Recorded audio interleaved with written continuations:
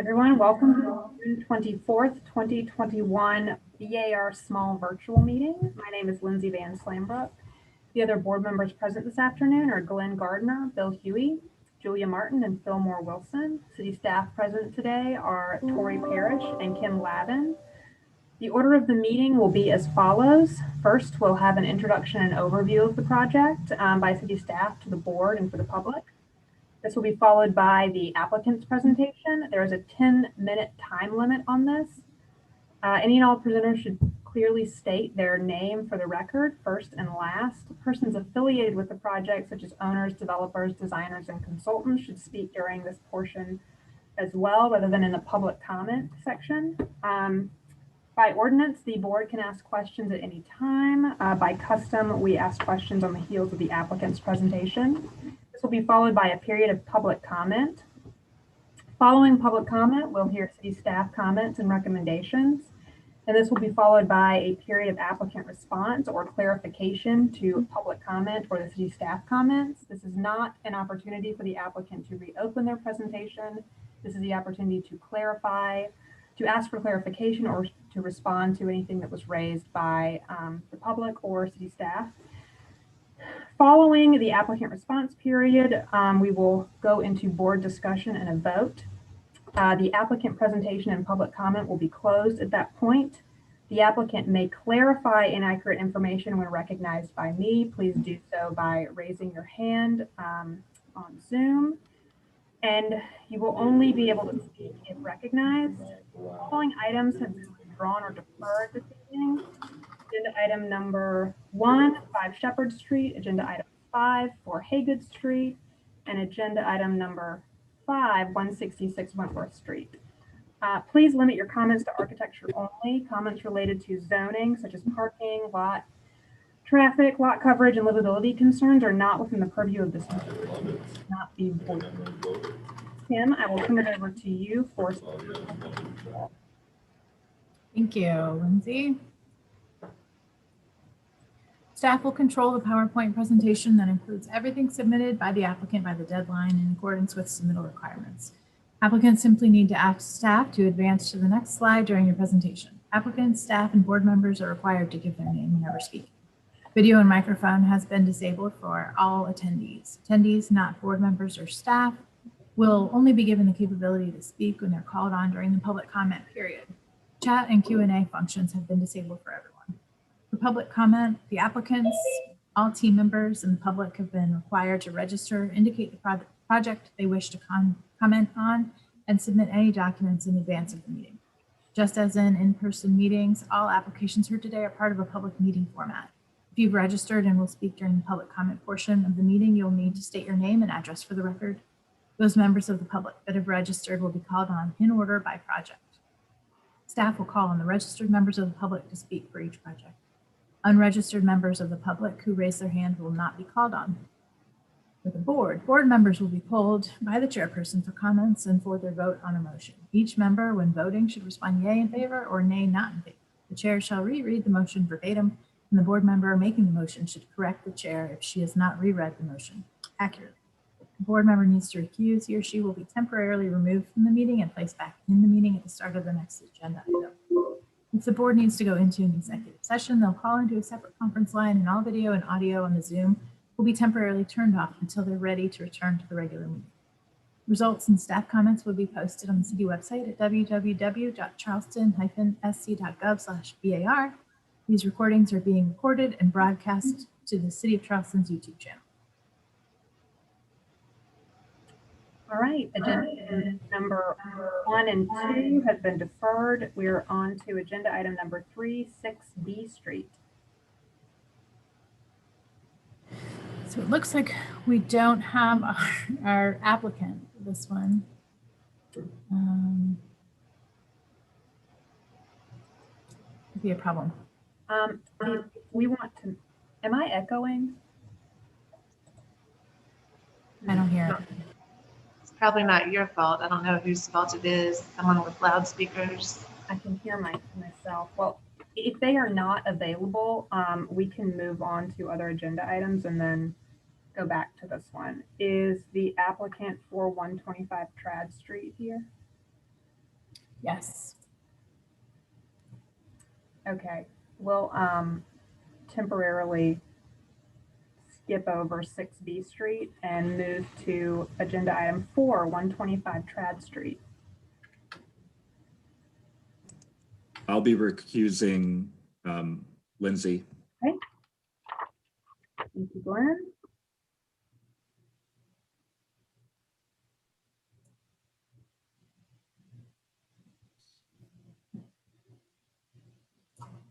Okay, I put Glenn on hold. Okay, 125 Trad Street is requesting preliminary approval for a new pool house, landscaping, and hardscaping. The building is a Category 2 in the Charlestown neighborhood. It was built in 1807 and in the Old and Historic District. Now here's an aerial for just a little bit of familiarity to the property. It's between Legree and Lenwood on the south side of Trad. And some existing site photos.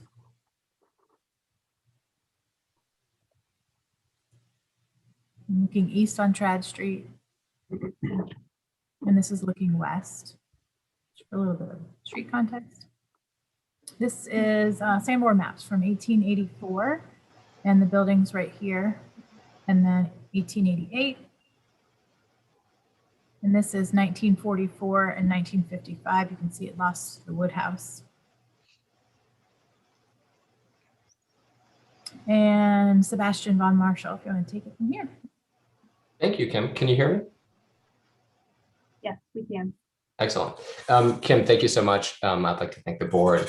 And I would like to note that, well, I guess name first, Sebastian von Marshall, architect. I'm the architect for the owner. The owners, Christian and Suzanne, I believe, are both on the call as well. So if we can move to the next slide, please. Here we are, cover sheet. So we're proposing a roughly 280 square foot pool house and a new landscape and pool at 125 Trad Street. Next slide, please. Next slide, please. Here's the existing survey. You can see Trad Street at the top, the long driveway that currently snakes all the way to the back, and the existing gravel parking in the rear. Next slide, please. The site plan, again, now Trad Street on the left-hand side, north is to the left. You can see the existing 3-story wood house, the existing covered porches, the existing kitchen house, which is attached. And then most of the current existing driveway, the proposed hardscape, paths and some parking there, all the way to the back. At the rear of the lot, the pool house off on the side here, and then the pool itself up against sort of the rear property line running parallel to Trad Street as well. Let's see really quickly, we're adding a couple of other sort of seating areas along the way, a little formal garden, and I'll talk more about the landscape when we get to the landscape drawings at the end. Next slide, please. Again, just some aerial images showing the building. Next slide, please. And some existing images. So you can kind of see the view down the driveway here, the existing porches, the existing house, the existing kitchen house on the right. Next slide, please. And then the proposed location of the pool house. And what I'd like to really highlight on this slide here is that the current neighbor to the west, directly to the west, you can see the roof of her pool house. I did personally meet with her. I met with the 3 neighbors across the street. I met with the Historic Charleston Foundation and Preservation Society and the Charlestown Neighborhood Association regarding this project. And I'll speak more to this in a little bit, but the proposed location for a pool house justified on this side of the property is really to reduce the impact to the neighbor on the other side who does not have a structure on his property line. However, the neighbor to the west, as you can see, has an existing pool house on her property line. And the thought is that this way, by backing the 2 buildings up against one another, we can reduce the visual impact to the neighbors on both sides. Really, one is not affected at all, and the other is not affected by virtue of the fact that the 2 buildings line up nicely. And I did discuss this at length with that neighbor, and she was perfectly okay with that. You can see the existing brick wall along the back there behind the parked construction vehicles. That's all staying, that's the neighbor's property, but the pool would be running right to left in the image in front of that, roughly where those vehicles are parked. Next slide, please. So now a couple of precedent images, and I'd really like to dwell on three things: their design, their chronology, and also their location on the site. So we're going to be looking at a couple different examples that from first period, 18th century, 19th century, 20th century, contemporary examples.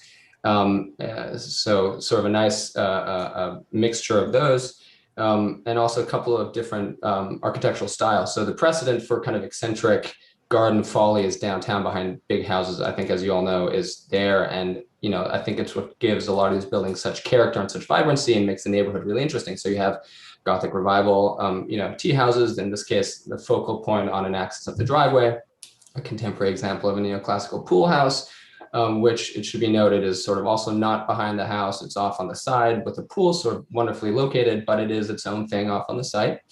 Next slide, please. Everybody knows, of course, the Pineapple Gate house and the wonderful garden folly behind the formal parterre, sort of its own thing. Slightly less known is the tea house on 9 East Battery at the Roper House. It's kind of tucked away. Also not behind the building, though. If you go up to the property and you on the southern side of the property line, you look all the way back, you can see tucked back in there. That's a 1950s edition by the Guggenheims when they owned the property. So specifically, I'd like to point to the precedent of the roof shape, that pagoda roof shape, which really does occur historically and in contemporary examples as well. Next slide, please. And then a couple more. This is a really fun one on the left. That's a bathhouse behind 138 Wentworth Street. Again, we get that similar roof shape. I think that was first period, 19th century. And then these two little pool houses, Gothic revival over on Church Street. Next slide, please. A contemporary example by one of the board members, you know, showing kind of the level of detailing in terms of profiles and trim and scale, things like that. I thought it was very successful and it's kind of similar to what we were proposing.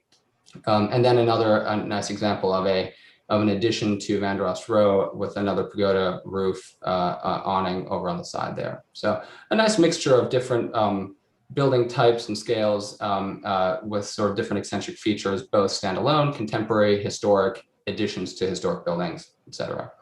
Next slide, please. The drawings for the pool house itself, our roof plan, our floor plan, pretty straightforward. It's a sitting room on one side, in the center with on the side is a little serving area, a bar, a closet for storing things like seat cushions. On the other side, storage. And I would like to point out that storage on the right-hand side, storage 103, is facing Trad Street. So, you know, that would contain additional pool equipment, skimmers, patio furniture, etc. So that's not going to be a very sort of sightly room in there. So we do have solid doors on the front of that. Electrical plan. Building isn't flood, so of course all of the electrical has to be mounted above flood. Next slide, please. We are providing flood vents as required. I would rather not have to, but there they are. You can see in view 3 and view 4. View 1 is the view from the sitting area from the inside of the lot. So you get to see the 3 French doors with the transoms opening to that sitting room on the inside with symmetrically on either side these solid masses. The materials are all sort of in keeping with the main house, but slightly differentiated. So for example, we're using a smaller clapboard size to show that we're not mimicking the siding on the existing house. You know, the cornice is a very simple profile, a cyma and a corona and soffit, and then just I believe just a bed mold under that. And then you can see the pagoda shaped roof on that. That would be a standing seam metal copper, similar, identically really to the pool house that it backs up to. So those two will actually patinate and hopefully eventually look the same. The next view is the view from the pool. This is what you'd be looking at from the, sorry, can you go back one slide? The next view up here, O2 on the right, is a view of the pool house from the pool. So all you see is a little oval window and there's a little foot washing station there as well. The third view, O3 on the bottom left, is the back of the pool house. This is on the side facing the property line. And there would be pool equipment back there. And then the last view, O4, is the view facing the front on Trad Street. You know, that flood vent there really, again, only because I think it's required, unfortunately. We're going to try to plant that out as much as possible. I'll talk about that a little later.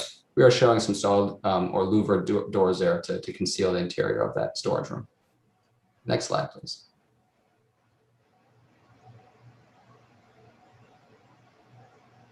Building section, typical through that sitting room, you can see the door to that little storage closet on the far side. We're looking south with the doors to the seating area on the left and the property line on the right. And you can see again the roof shape, and then following that inside is a false vault with a similar sloping roof shape to kind of mimic that exterior form. Next slide, please. Mr. Von Marshall, you've got about a minute left. Oh, thank you. In that case, let's kind of skip forward wall sections. Trim details, we have our little Vitruvian wave here to kind of, or stylized motif. Next slide, please. Thank you so much for that. Doors and windows, all pretty straightforward. Next slide. Again, let's go straight to Glenn's planting plan. A lot of the existing material staying, it's about 12 years old. So a couple of palmettos along the property line on the west, you can see at the bottom there, those are staying. The palmettos along the property line on the south, those are staying. Additional hardscaping would all be Carolina brick or limestone. The new pool back there is located to avoid the location of a previous pool that we think was filled in and may still be in the ground. Formal gardens, sitting areas, again, just to kind of emphasize this, the reason we put the pool house over on the side, in case questions come up, is really to limit any disturbance to the neighbor on the east side. By putting it on the west side, we're lining up the buildings. It also gives the owner privacy. So when tourists are walking down Trad Street and they look at the building, they're not looking at them directly in the pool. They get a little bit of privacy back there as well. I think that's it. I think I met with all the neighbors and the preservation groups, and I welcome any questions. Thank you. Thank you, Mr. Von Marshall. Do my fellow board members have any questions for Mr. Von Marshall at this time?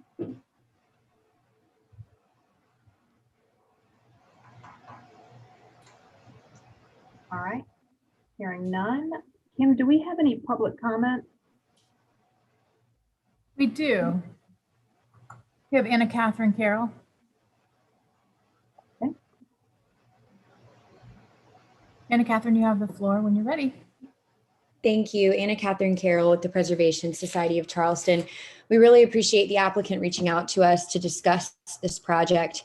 We generally feel the proposed pool house is well designed and will complement the property nicely. However, while we recognize the structure is sited far back from the street, we have communicated to the applicant that we would prefer that the site plan be revisited to situate the new pool house on the other side of the lot to the rear of the main house and kitchen house, which we feel is more in keeping with Charleston's traditional lot configurations. Thank you. And we also have April Wood. April, you have the floor. April Wood, Historic Charleston Foundation. HCF has an exterior easement on 125 Trad Street, and we have reviewed and approved of the request for preliminary approval for a new pool house, landscaping, and hardscaping at 125 Trad. This property has had both a swimming pool and a pool house in the past. We believe that the application has been carefully thought out, is well detailed, and is sensitive to the historic character of the property. We respectfully recommend approval of this application. Thank you. Thank you, April. And that's all for public comment. Kim, well, I'll turn it over to you for city staff comments and recommendations. Thank you. We just have a couple comments. Consider elevating the aesthetic of the Trad Street facing door. Although it's not the primary door, its location warrants consideration. And add a screening panel, standalone louvers, or unattached to a house or wall, or some sort of landscaping at the pool equipment side. The staff's recommending conceptual approval with staff comments noted and final review by staff. Yeah. Thank you. If I could, let's see, go ahead, raise my hand. Well, Mr. Von Marshall, this is actually your turn to respond or clarify anything from public comment or Kim. Thank you. I would like to take a moment. We communicated with the Preservation Society about the location of the building, and quite frankly, I think the precedent isn't there. The images we looked at show that these buildings are located all over properties, and while I understand the tradition of dependencies following the main line of the building, for garden structures, I think all we have to do is walk a couple blocks to see that they're sort of scattered nicely. We would actually like to request final approval. We think the drawing set is very thorough, but of course, we're happy to work with the staff to ensure that we add a screening panel or some kind of planting to cover the pool equipment, and are of course happy to look at that door with them as well.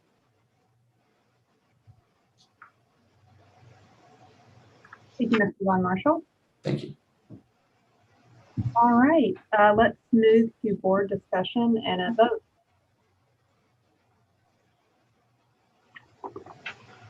All right, I can start. I think it's a simple, elegant little building design, and you know, I hear the Preservation Society, but I think I'm comfortable with it not being directly behind the building because it is a garden structure, and I do agree there's precedent for that, and it provides a sort of a nice terminus when you look down the driveway, although it's quite far from the street. My one little tiny reservation was that flood vent seems to be right at the terminus. I don't know if it would make sense to flip it to the opposite side of that north elevation, just so it's absolutely never visible to the public. But Sure. but other than that, I really have nothing to say. I think it's nice and appropriate.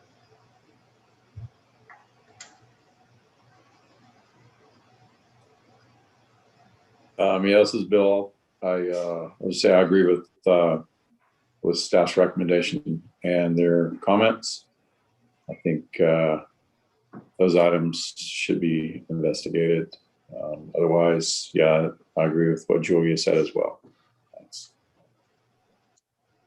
Go ahead, Bill. No, I was just going to say that I don't have any serious objections to this at all. I think it's an attractive little building. I do agree with staff's comment about elevating that the side door, which actually faces Trad Street. I think that could be a little thought out to be a little more attractive. Other than that, I have no comments. Now, this is Lindsay. I think it's really nice. I really like the roof. It just sticks out to me. And yeah, I agree with other comments from board members and staff. Julie, did you have anything else you wanted to add? I was just going to talk about staff's comment number 1. I mean, to me, the way that's designed and detailed is nice, and it's not pretending that it's a portal into a museum, because it's not. I think it's nicely detailed and simple as is, but I would not be opposed to including staff comment number 1. So I think I just neutralized myself. I'll just make a motion for, I guess let's say preliminary approval with staff comments and final review by staff. All right, we have a motion on the floor for preliminary approval with staff comments noted and final review by staff. Do I have a second? I'll second. Thank you so much. Put it to a vote. Bill? Yay in favor. Julia? Yay in favor. Fillmore? Yay in favor. Chair votes as the majority, and the motion passes unanimously. Thank you, Mr. Von Marshall. Thank you. Let's bring Glenn back in. And also, is the applicant for agenda item 3, 6B Street, are they here?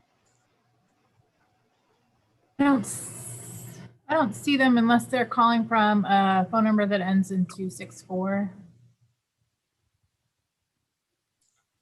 Mr. McKee.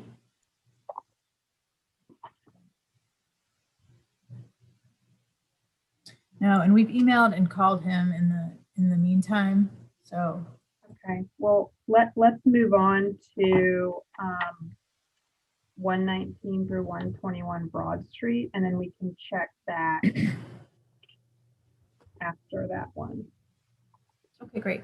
119, 121 Broad Street is requesting preliminary approval for modifications to the fenestration at the rear. The building's a category 2 in the Charlestown neighborhood and was built in 1803 and in the old and historic district. Here's just an aerial to familiarize yourself. The building's on the south side of Broad between Orange and Legree Streets. And here's the building, some existing site photos.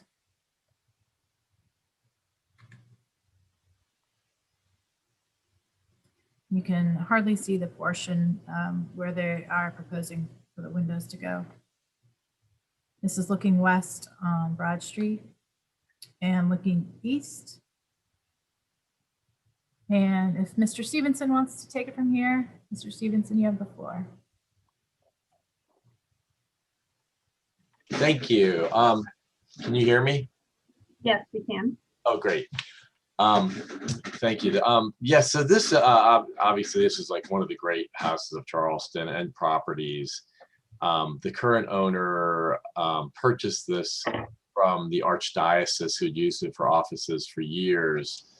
The building was built in like early 1800s, and then in 1900s, the 4th floor was added, and that the marble facade and a whole bunch of other renovations were added. That cool circular room in the back, that's the ballroom and great room, and further. And so we're basically just taking our cues from the original, historical bones of the building. But we did run into some issues with flood, so we've tried to carefully add some flood vents, pretty much where you can't see them or where they make sense. And then the rear portion of the building, which was added again in 1900s, there was 2 windows that were removed, and it's kind of obvious. Perhaps if you could scoot, maybe move through the drawings and we could see the elevation of that. It's one more maybe. Well, you can see there's, if you look at in the floor plans, there's a vault. And it's actually under the under the sections here. The far right, there's that little building there. They actually created a vault there. They removed 2 windows on the ground floor, and we'd like to just put them back as they would have originally been there. You can see some ghosting. That there you go. That shows the elevation. Sorry, I didn't see the plan. There you go. One of the issues there is there's this. They dropped this concrete ceiling and in the vault area on the ground floor, and so we haven't done any demolition, but we're planning on doing a little bit of surgical demolition to find out exactly what was there, and then really just follow the lead of the framing that's there and replace with windows that are in kind that match the rest of the building. That's kind of the biggest issue that we're dealing with. I would love to take that ceiling out and restore that room, but that's not in our scope of work right now. But I think that the main idea is to replace those windows as they originally would have been built there.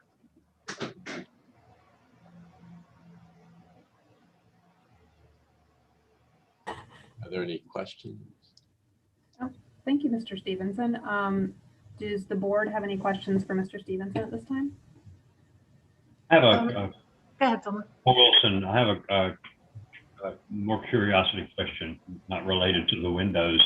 My recollection was that there was a spiral stair at the, I think it would be the south end of the main porch at one point on this house. Yeah. I don't notice it in the drawings. Was it just because that's not part of the submittal? Yeah, that was actually before I was brought in. There was actually a stair to a mechanical up to the flat roof on the 4th floor where there was a bunch of mechanical units, and which they've removed. And then they removed that spiral stair as well. Yeah, So okay. that was already gone by the time I came into the picture. But Thanks that was for a the pre- information. but that was a That was previous a time. very attractive addition to that house. Thank you. That is possibly something that we approved just because it was more like a repair that we can approve at staff. Yes. Neil, could you maybe talk about the flood vent plan and what you did there on that front? Yes. So there, you could see there are flood vents or vents for under the house that were installed already. It's just that our square footage numbers were low, and so we added them in the recess under. It's not really shown all that well here, but you could see where the windows are. We're adding some vents in that recess. You can't really see any of them from the street, but we So maybe the one on the east. Kim, you want to go to that plan? Just curious. Is that at the end, Neil? I forget. Yeah, it's just to the left of this little appendage. I mean, the drawing of the flood vents. Is that the Yeah. end? Okay. There you go. That's Oh. that plan shows where we're adding them. And you say it's square footage, but it seems like you have more inches than you need. So for the amount of enclosed space, you need that of square footage. You need that many square inches of vent space, and this is per building inspection. So Right. I just thought the numbers were higher than they had to be, but maybe I was reading something wrong. Well, if there's an adjustment to make them lower, we would definitely do it. But I thought we were coming. And this screen is so small I can't even read it. But the numbers were working when we submitted this. So I'll take another look at it. Okay, If we could reduce, I would love to. Okay, that's cool. Thanks. Any other board questions at this time? Yeah, this is Bill. Just real quick. Well, Neil, with those smart vents, you get 200 square inch credit for those because they're engineered. I guess question, you had mentioned something about ghosting. Evident, I guess that was on the exterior. Do you have is there a photo in the submittal package of that you saw? You know what? I did not see that photo in this package, though. We have the photos, and Christopher King is very involved with this, and we were kind of following his advice too. But I wish there was a better photo of that. I'm sorry. I thought we have better photos. I just thought they didn't make it onto this. Okay. And then you had mentioned there may be some surgical demolition, I guess, to try to expose those original window locations and sizes. Yes. That's interior demolition, correct? Correct. Okay. I would love for them to demo that whole room, but vaults are just so they can get so involved removing vaults. Yeah. They really didn't want to do that, but who knows? I can imagine in this job that we might wind up completely doing that. Was there a reinforced concrete wall system in there or something like that that you're is there a potential issue to the original, I assume, brick? They dropped 2 I-beams in, and they actually have seated it into the brick wall, and then there's a steel pan on top of that with concrete poured on top of that. Okay. It's pretty involved. I mean, okay. Like I said, I wouldn't be surprised if we wound up tearing the whole thing out at some point, but it's not the focus, and it wasn't part of the scope of work right now. Understood. There's still an actual vault door there. Nothing fancy, but it's not going to be too much of a labor to expose the area where these windows potentially were. That's all I'm getting at, right? It's not correct. Yeah. I mean, I think once we start peeling it away. Okay. Great. Kim, while you're there, because the only thing that I have any question about on this is that flood vent on the east side. I'm just hoping Neil doesn't have to make that hole over there. Can you zoom in on that math right there under your cursor?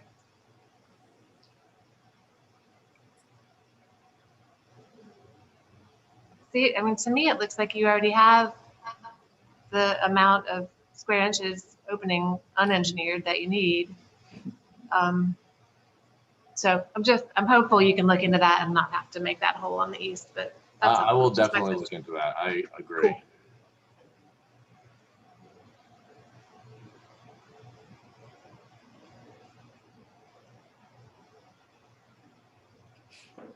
Any more board questions? All right, we'll move on to public comment. Kim? We have no public comment. All right, well, if you will give us the staff comments and recommendations.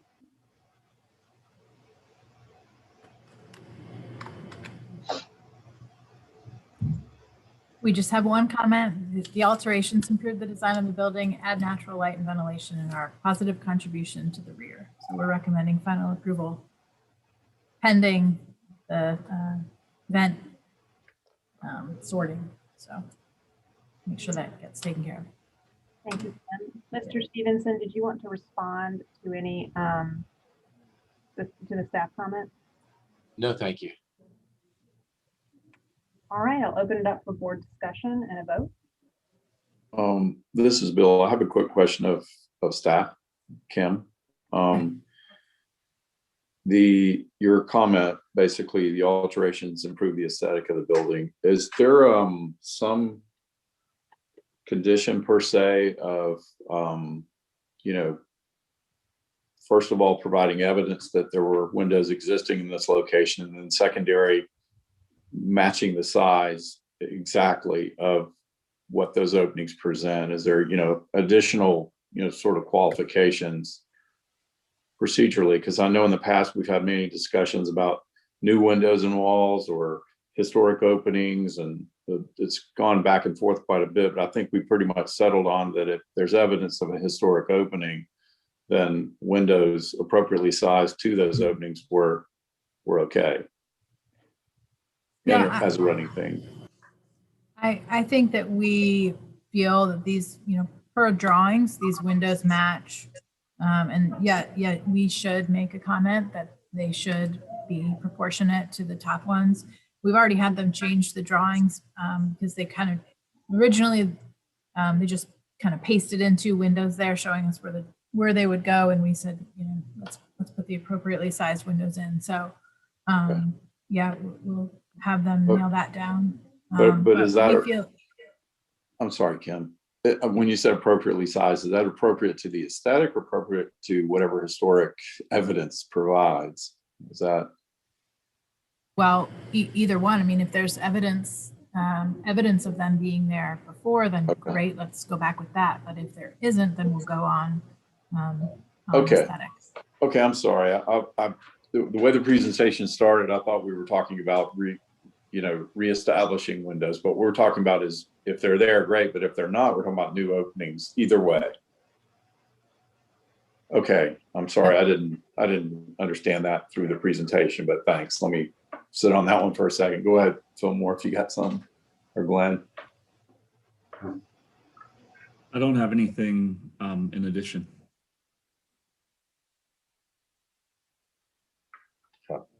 I don't think I do either. I think it's been covered.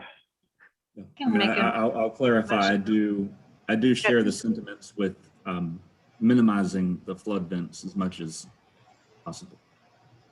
I'll make a motion for final approval with final review by staff and a board condition to verify the necessity of an additional vent on the east.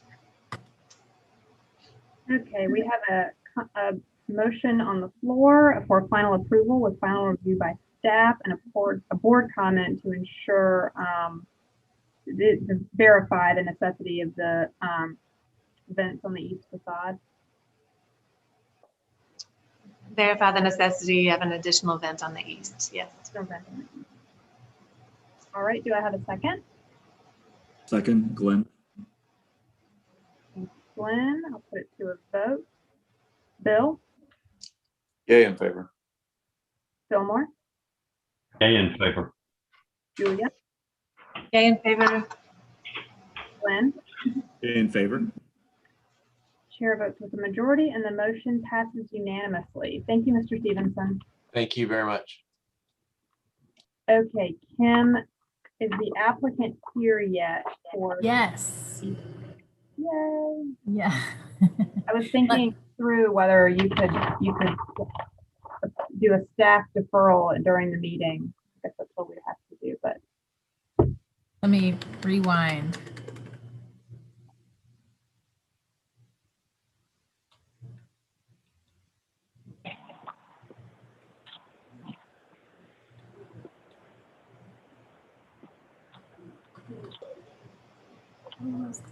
just for the Okay. record, we are going back to agenda item number 3, 6 B Street. Okay, thank you, Lindsay. 6B Street is requesting conceptual approval for previously approved rear addition. The building's a category 4 in the Canonboro, Elliottboro neighborhood. Was built in 1854 and in the old city district.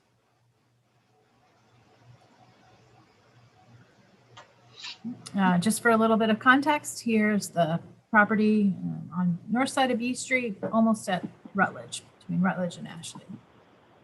And some existing site photos for you. This is the house right here.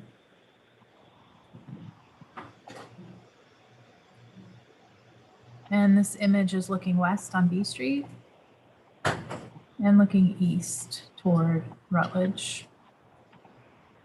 This is a view from Rutledge showing the backyard. This little portion is the end of the house where the addition will go. And Sanborn maps. This is from 44 and 55, 51. And this building's not here any longer, so you've got that sight line. This is the survey card from 1985. Has some cool information about features of the building and then the category 4 rating. Here's an old photo.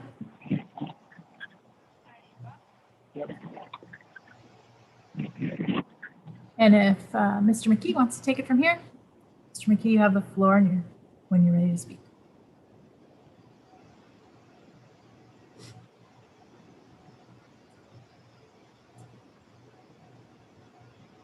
Mr. McKee, Yes, ma'am. the floor is yours when you're ready. Oh, great. Thank you. Bear with me. I am traveling back from Florida on a family vacation, so I hope you can hear me okay. We can hear you. I want to thank you. Can hear me fine? Great. I want to thank everyone for re-reviewing this project for us. Glick Beam did a great job in working it all out, and we went through the whole process, and everybody liked the design a couple years ago. But due to a couple different family situations and things like that, we were delayed, and so unfortunately missed our window to pull our permit.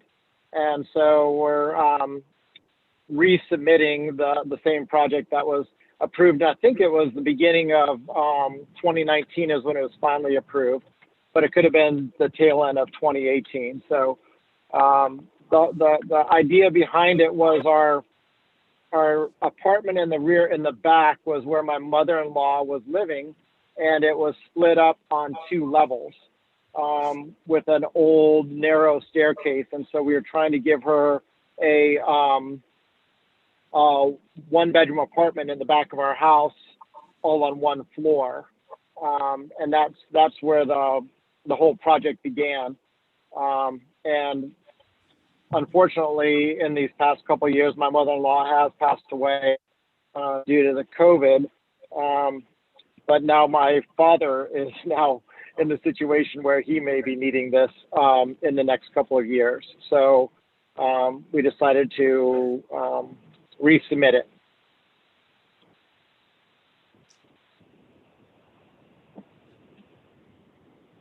Thank you, Mr. If you have any questions, I'm happy. Okay. Board members, do you all have any questions for Mr. McKee? Well, this is Bill. I have a question of staff. Kim, Yes. is this a situation where if they had come soon enough and just asked for an extension, they would have been given it automatically? They just kind of missed that date? Is that what we're Yes, seeing? sir. Yes, sir. If I would have known better, I knew we were coming close to the end of it, and I called down asking how much time we had to pull the permit, and I was told it was 3 years, but it's not 3 years if you have a zoning variance, which we have for our Okay. air conditioning units being, and so that reversed it to 2 years. So it was completely my error, and I apologize for making you guys go through this again. No, totally understandable. And so this is the exact same set of plans that were approved previously. Yes, Yeah, sir. I verified Everything's that. exactly the same. The approval expired on May 31st, 2020. So it was finalized May 31st of 2018. Thank So you. You do have the opportunity to review this in totality at your intent.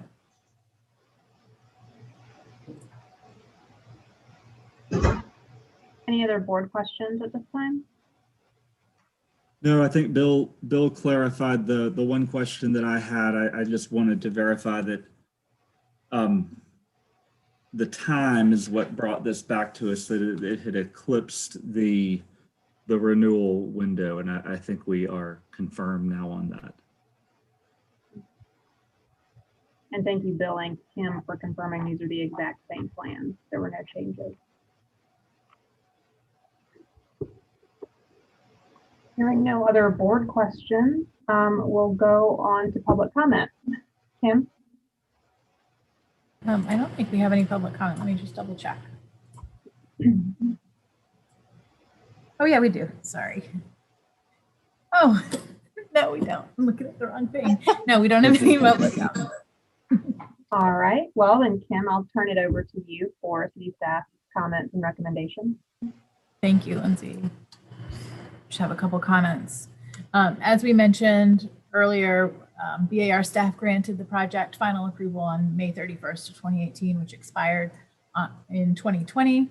And this project shall be fully reviewed again as it does not qualify for the extension. Having said that, we just have a few recommendations that could improve the aesthetic of the new addition. Number one, alleviate the long expanse of the shed roof with a low slope and parapet wall extending over the enclosed space. The rear stairwell should have a shed roof extending from it. Consider a balustrade system in lieu of the louvered stairwell and porch area. While board and batten can be a nice transitionary material, we feel that a more traditional lap siding or nickel gap would be appropriate on this expansive addition. So staff's recommending conceptual approval with staff comments noted in final review by staff. Thank you. Thank you, Kim. Mr. McKee, did you want to get any clarification from Kim on the staff comments or respond to anything? Sure. Actually, our original proposal was horizontal siding of a smaller scale. We have pretty large siding currently on our house, so we were going to make it, that subtle difference. And it was recommended that it be more extreme, and that's where they came up with the board and batten look. So we would prefer horizontal siding, to be honest with you. But we were going according to what the board had suggested. Thank you, Mr. McKee. I will open up now for board discussion and a vote.